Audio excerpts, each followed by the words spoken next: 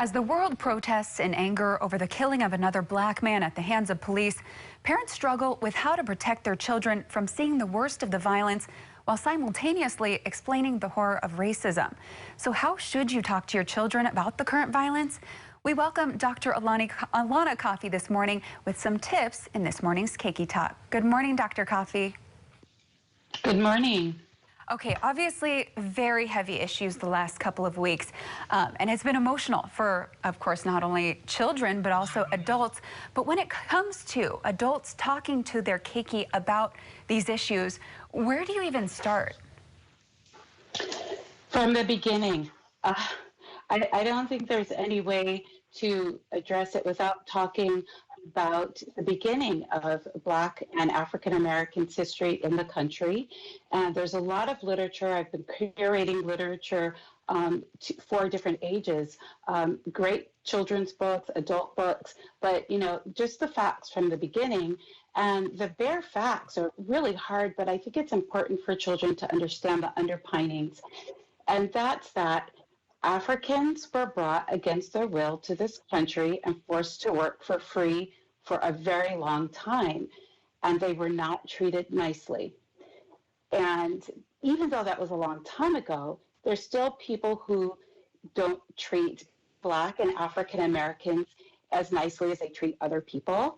And that leads to them being treated unfairly. And children actually can really understand the sense of fair and not fair. Mm-hmm. No, sorry, continue. Okay, and so when they are not treated fairly, they understand what it's like to not be treated fairly. Over a long period of time, people's feelings get hurt, they get scared, and they get angry. And then they begin to talk about that. I'm hurt, I'm afraid, and I'm angry. And then when no one listens, they get increasingly upset. Now, what I'd like children and everyone to understand, there's a difference between the emotions that I'm describing and violent and aggressive behavior. Sometimes they do go together, but those are two different things. And what I'd like children and adults to notice is that when they look at those images, yes, they're going to see some people behaving violently, but if they look closely, they will also see a great many people, Black, African American, and other people behaving peacefully, using their words, and they're asking to be treated fairly, respectfully, and kindly. So those are things that children are asked to learn and do every day of their lives. So we make that parallel for them. Okay, and during these times, we have been, of course, seeing many images, of course, many peaceful protests. That's what we've seen so far here in Honolulu. Hopefully that's what we'll continue to see in the upcoming protests. And there's just a few bad apples that are causing the riots and causing the looting, but sometimes that can take away from the message itself. So how would you describe that reaction to children? Honestly, there's a certain point where people lose control over their emotions. And some of those people, I think there's examples of that on both sides, right? Because if you have law enforcement sort of kneeling on someone's neck and then that person dies, then that is such an aggressive act. Mm-hmm. And so it does not justify violence, but you can see how it might trigger it. So if I'm at school and somebody pushes me, most children tend to push back. That's almost a type of human nature that we spend a lot of time in therapy, anger management, and parenting to try to help people with tools to stay calm when they're most upset. But that's a challenge that each individual has to work through. And we as parents, it's our responsibility to teach our children to both self-advocate in a peaceful and effective way without becoming aggressive. Right. That's something I think resonates with everyone. Yes, and right now we are watching some video as well from these protests, and it is scary. You are seeing violence, and it is stressful. And I wanted to kind of, I guess, do you separate, at what age do you talk any differently about these issues with your children if they're younger, if they're in high school, if they're in college? Right. At what is the different I guess, conversations that can be held at different points in life?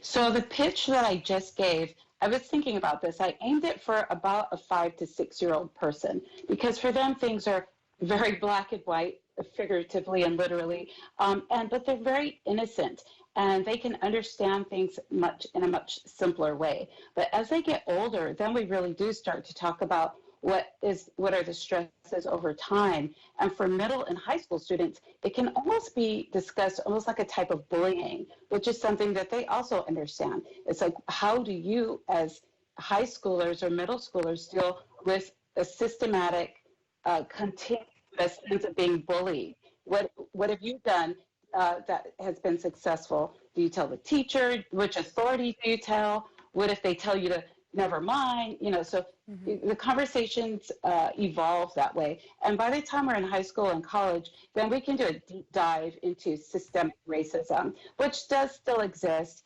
It's important to talk about. I'm very grateful that my family and I live in Honolulu in Hawaii because people here are used to having dialogue around ethnicity and race. Right. We're used to it because we're a plantation state. And so these kinds of conversations here can be had more regularly and readily. So it's an important thing for people to just speak about, but speak about it respectfully. And,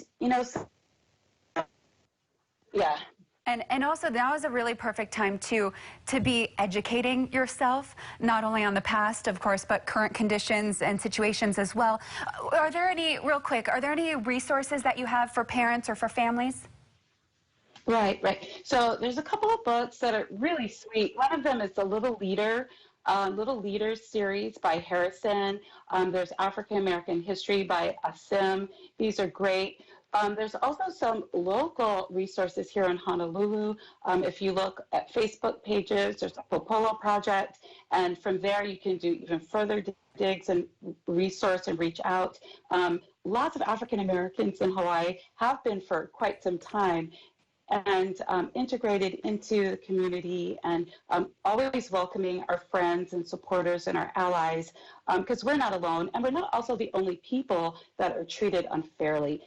It's just that today we're talking specifically about how it matters to Black people. And then on other days, we talk about how it matters to the other groups. Right. So this is just today we're talking about how Black lives actually matter. Yes, of course. And again, it's the time to talk. So parents, don't shy away from these tough issues. Your children, they're seeing these images. So these are really great tips and ways that you can start these conversations with them, the conversations that need to be had. Thank you so much, Dr. Alana Kafish, for joining us this morning. Thank you. We really appreciate you.